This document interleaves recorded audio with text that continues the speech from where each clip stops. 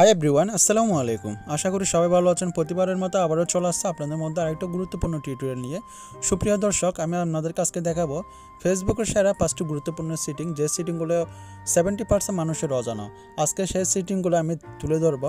5টা গুরুত্বপূর্ণ সেটিং দিয়ে আজকের এই ভিডিওতে সাজানো, ঠিক আছে?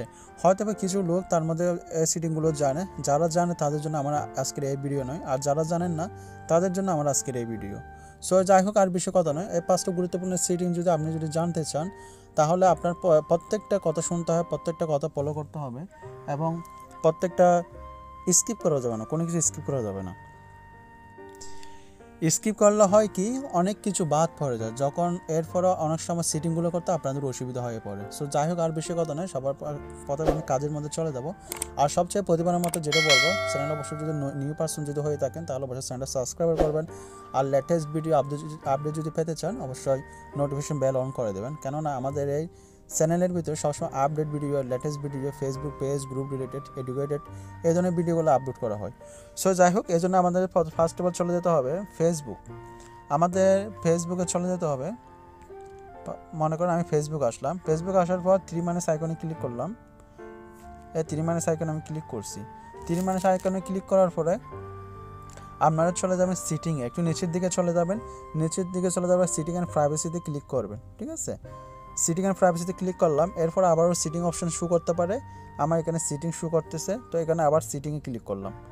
সিটিংয়ে ক্লিক করার পর আপনারা একটু নিচের দিকে যাবেন। আমি একটু নিচের দিকে স্ক্রল করতেছি। নিচের দিকে যাওয়ার পর এখানে একটা অপশন দেখতেছেন, অ্যাক্টিভিটি লক।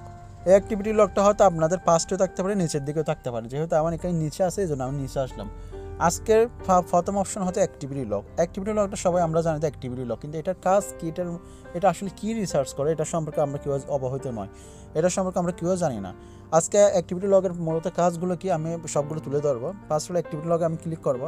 অ্যাক্টিভিটি লগের কাজ হচ্ছে ফার্স্ট অফ অল, ফেসবুকে আমরা সারাদিনে যত কিছু করি না কেন সমস্ত কিছু এখানে ডকুমেন্ট হয়। অর্থাৎ এটা হচ্ছে ফাইল ম্যানেজারের মতো, এটা হচ্ছে একটা ডেস্কটপের মতো, কম্পিউটারের মতো।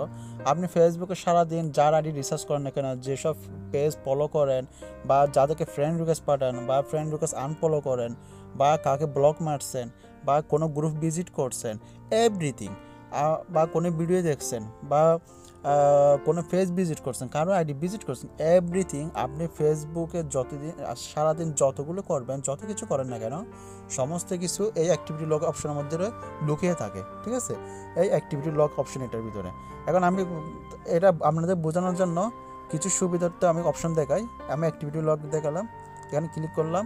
ক্লিক করার পর এখানে দেখেন, আমি ফার্স্ট অফ অল এখানে দেখেন store activity page like following, এখানেও ক্লিক করলে আপনার বিষয়টা বুঝতে পারবেন। আমি মনে করি এখান থেকে কিছু, যে যেমন পেজ লাইকের মধ্যে আমি ক্লিক করলাম, তাহলে গতকাল এ পর্যন্ত, মানে গতকালকে অর্থাৎ এই পর্যন্ত আমি যে পেজগুলি রিসার্চ করছি সেগুলো এখানে শো করতেছে। যেমন আমি কালকে একটা আমার পেজের লিঙ্ক আছে, নাইস পিকচার, এই পেজটা আমি ফলো করছিলাম, ঠিক আছে?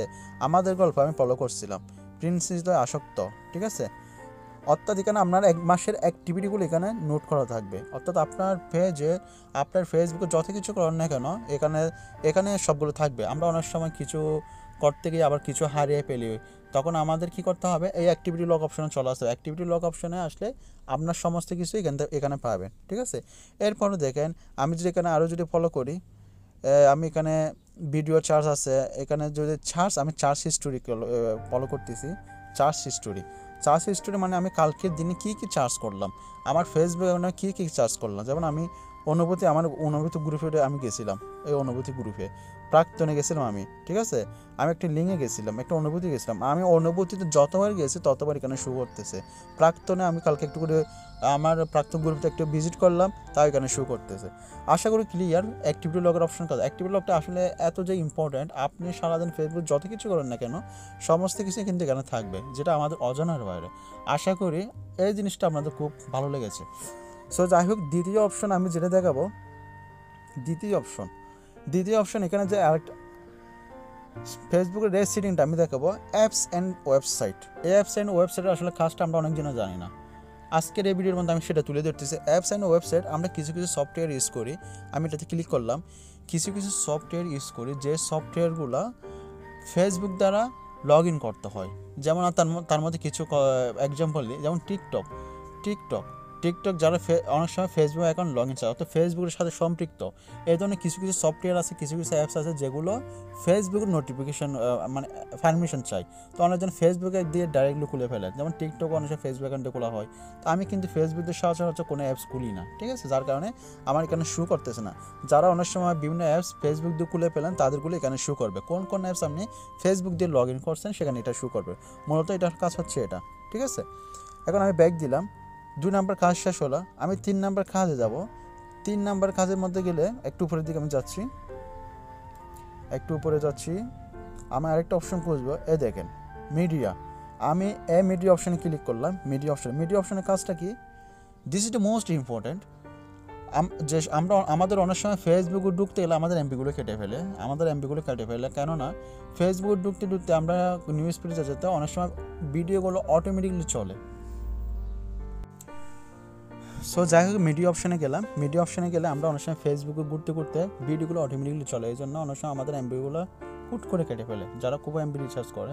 তো আমি চাচ্ছি কি, আমি ভিডিওগুলো যেন অটো প্লে না হয় ফেসবুকের ভিডিওগুলো, তাহলে সেক্ষেত্রে কী করতে হবে, এই যে এখানে একটা অপশান দেখতেছেন অটো প্লে, এই অটো প্লেতে এখানে ক্লিক করে দেবেন, নেভার অটো প্লে ভিডিও, সেটাতে ক্লিক করে দেবেন, ঠিক আছে। তো আমি এটাতে ক্লিক করে দিলাম। এটা এই পেজটার মধ্যে কিন্তু আরও অনেকগুলো কাজ আছে, এগুলো আপনারা দেখে নেবেন। আর আমি দেখাচ্ছি না, ভিডিও যদি লম্বা হয়ে যাচ্ছে এই জন্য দেখাচ্ছি না, যেটা ইম্পর্টেন্ট সেটা আমি দেখালাম। নেভার অটো প্লে এটা দেখালাম, ঠিক আছে। এরপরে বের হয়ে গেলাম। ভিডিও যারা অটো প্লে অফ করতে চাচ্ছেন সেটা এটা দিয়ে করবেন। এখন আরেকটা অপশন দেখা যাচ্ছে 4 নম্বর অপশন, নোটিফিকেশন অপশনটা ক্লিক করবেন। নোটিফিকেশন অপশনে ক্লিক করলে অনেকগুলো ক্যাটাগরি এখানে শো করবে, অনেকগুলো ক্যাটাগরি। এখন আপনি নোটিফিকেশনগুলো আপনি যেভাবে সাজান সেভাবে চাইলে আপনার প্রত্যেকটা জিনিস খুব সুন্দরভাবে সেট আপ হয়। মানে এখানে কমেন্ট আছে, ট্যাক্স আছে, রিমাইন্ডার আছে।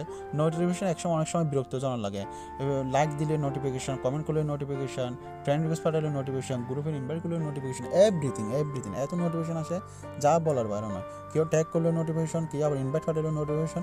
তো এই সময় অনেক সময় বিরক্ত লাগে। তো আপনি চাচ্ছেন যেগুলো আমার মোস্ট ইম্পর্টেন্ট আমি শুধু সেগুলোই অ্যাড করব। যেমন মনে করেন আমি আমার কমেন্ট নোটিফিকেশনটা আমার লাগবে, তাহলে আমি কমেন্টে ক্লিক করে এখানে, তো কমেন্টের যেমন আমি এখানে পুশ, ইমেল, SMS, ঠিক আছে, এখানে সবগুলো অন হচ্ছে। সরি, আমার এখানে আজান দিচ্ছে, আমি একটু ভিডিওটা রেকর্ডটা ইউজ করতেছি। যাই হোক, এখানে কমেন্ট সেকশনে 3টা অপশন শো করতেছে, একটা হচ্ছে পুশ, একটা হচ্ছে ইমেল, SMS। পুশ মানে হচ্ছে মোবাইলকে বোঝায়, ইমেল মানে ইমেল, ঠিক আছে। SMS অর্থাৎ ইমেল মানে আমাদের মোবাইলের মধ্যে যে একটা ইমেল থাকে প্লে স্টোর খোলার সময়, জিমেল খোলার সময়, সেটা হচ্ছে ইমেল, ঠিক আছে। তো অর্থাৎ কমেন্টগুলো আসলে আমার এখানে শো করবে। তো আপনি চাচ্ছেন আপনি এগুলো প্রয়োজন না, তাহলে এগুলো কী করবেন, অন করে দিবেন, এগুলো সবগুলো অফ করে দিবেন, ঠিক আছে, অফ করে দেবেন। বাট আমি অন রাখলাম।